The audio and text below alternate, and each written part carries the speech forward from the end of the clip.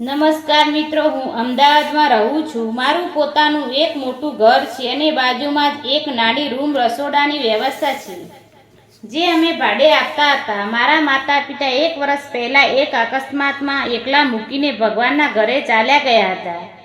ત્યારથી અમે મોટા ઘરમાં હું સાવ એકલો જ રહું છું. હું ઘરે બેઠા જ ઓનલાઈન એકાઉન્ટ અને કમ્પ્યુટર કામ કરું છું. એક દિવસ લગભગ 10 વાગ્યે મારા ઘરનો દરવાજો કોઈક ટંકોરો માર્યો. મેં જઈને દરવાજો ખોલ્યો તો સામે એક સુંદર યુવતી. તે સ્ત્રીનો ચહેરા પર ગંભીર ઉદાસી હતી, પણ તેની આંખોમાં કંઈ કરી છૂટવાની મક્તા દેખાતી હતી. તેણે માથા પરથી સાડીનો છેડો સરખો કરતા ધીમા અવાજે પૂછ્યું, સાહેબ, મને પાડોશમાં માસીએ જણાવ્યું કે તમારી બાજુનું ઘર ખાલી છે અને તમે ભાડે આપવાનો છો. શું મને એ રૂમ મળી શકશે? ઘરમાં કોઈ મોટું વડીલ ન હતું, એટલે મારે જ નિર્ણય લેવાનો હતો. મેં તેને કહ્યું, હા, હું ચોક્કસ, ચાલો હું તમને એ રૂમ બતાવી દઉં.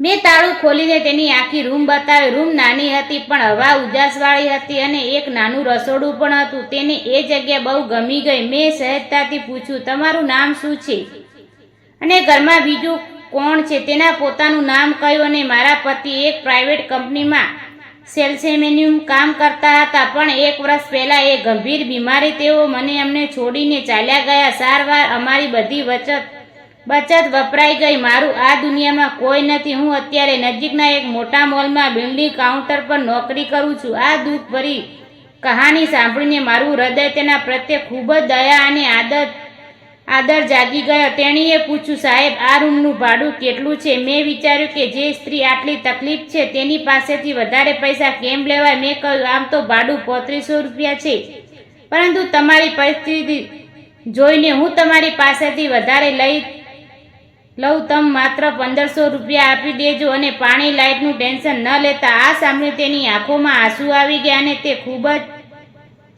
ખુશ થઈ ગઈ. બીજા દિવસે તે પોતાનો થોડા સામાન લઈને રહેવા આવી ગઈ અને હવે મારી રોજની એકલતાની વાળી જિંદગીમાં એક સુંદર બદલાવ આવી ગયો. હવે રોજ સવારે મને તેના દર્શન થતા. તે સવારે વહેલા ઉઠીને ઘરની સામે નાનું આંગણું સાફ કરતી, તુલસીના ક્યારામાં પાણી રેડતી અને દીવો કરતી. પછી તે તૈયાર થતી અને મોલમાં નોકરી પર નીકળી જતી. સાંજે તે પાછી આવતી, રસોઈ બનાવવાની અને કપડાં સૂકવવા બહાર આવતી. ત્યારે અમારી નજરો મળતી. તે ખૂબ જ મર્યાદાવાળી અને સામાન્ય સ્ત્રી હતી. તે ક્યારેય વગર કામે મારી સામે જોતી પણ નહીં, પણ તેની આ જ સાદગી અને સંસ્કાર મને અંદરથી ખૂબ જ ગમી ગયા.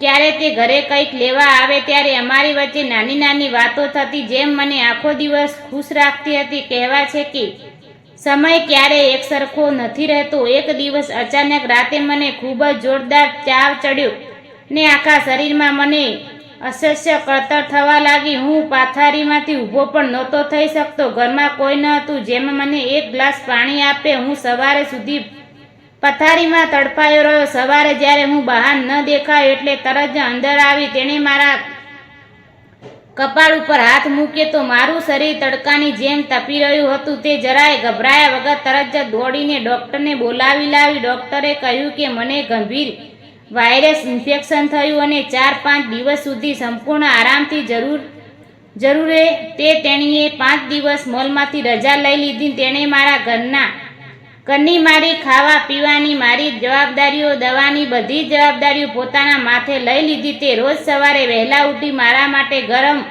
ઉકાળો અને મગની ખીચડી બનાવી, સમયસર મને દવા આપતી અને મારા આખા ઘરને સાફ રાખતી. હું જ્યારે તેના મારા માટે આટલી મહેનત કરતા જોતા ત્યારે મારી આંખો ભરાઈ આવતી. 5 દિવસ પછી જ્યારે હું સાજો થયો તે મને તેના આભાર માનતા કહ્યું, જો તું ન હોત તો મારું શું થાત? તે મારી સગાની જેમ સેવા કરી છે. એ જ દિવસે બપોરે 4 વાગે જ્યારે તે મારા માટે લીંબુ શરબત લઈને આવી ત્યારે મનમાં નક્કી કરી લીધું. મને મક્કમ કરીને મારા દિલની વાત તેની સામે મૂકવાનો નિર્ણય કર્યો. મેં શરબતનો ગ્લાસ ટેબલ પર મૂક્યો અને ધીમેથી તેના હાથ મારા હાથમાં લઈને કહ્યું, હું આ ઘરમાં સાવ એકલો જ છું અને તું પણ આ દુનિયામાં એકલી જ છે.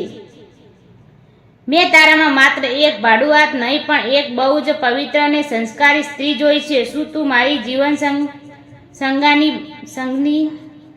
સંગની બનીશ? આ ઘરને કાયમ માટે તારું પોતાનું ઘર બનાવીશ? આ સાંભળીને તેના હાથમાંથી સાડીનો છેડો સરી પડ્યો અને તેની આંખોમાં દળ દળ આંસુ વહેવા લાગ્યા. તેણે પોતાનો હાથ પાછો ખેંચતા કહ્યું, તમે આ શું બોલો છો? તમે કુંવારા ને આટલા સારા ઘરના પરિસ્થિતિ યુવાન છો, એક અભાગી વિધવા છું, તો હું તમારી જિંદગીમાં આવીને તો સમાજનો લોકો તમારા પર આંગળીનો ચિંધેશ લોકો વાતો કરશે કે આ એક વિધવા સાથે લગ્ન કર્યા. હું તમારી જિંદગીને તમારી પરિસ્થિતિ ખરાબ કરવા નથી માંગતી. મેં અભા થઈને તેની આંખોમાં જોઈને ખૂબ જ પ્રેમથી કહ્યું, મારા માતા પિતા નથી. આ ઘરમાં મારી જિંદગીમાં નિર્ણય લેવાનો હક માત્ર મારો જ છે. મને આ સમાજનો ખોટો બંધારણની એક લોકોની વાતોની કોઈ પરવા નથી. મને ચિંતા છે તો બસ તારી, અને મને તારા દિલની જવાબ જોઈએ છે. તે મારી આંખોમાં રહેલો સાચો પ્રેમ અને સચ્ચાઈ જોઈ ગઈ. તેણે રડતા રડતા પોતાનું માથું હલાવીને હા પાડી. મિત્રો, સમાજના કોઈ પણ બંધારણોને કે ખોટી રૂઢિયાઓની પરવા કર્યા વગર અમે બાજુમાં જ એક નાના મંદિરમાં જઈને પ્રભુની સાક્ષીમાં સાદગીથી લગ્ન કરી લીધા અને મારું સુના ઘરમાં કાયમ માટે લક્ષ્મીજીના પગલાં થઈ ગયા. આજે તે અને હું ખૂબ જ ખુશ છીએ. તે મારા ઘરને મંદિરની જેમ રાખે છે અને મને અઢળક પ્રેમ આપે છે. મિત્રો, વિડીયોને લાઇક, શેર અને સબસ્ક્રાઈબ કરવાનું ભૂલશો નહીં. ધન્યવાદ.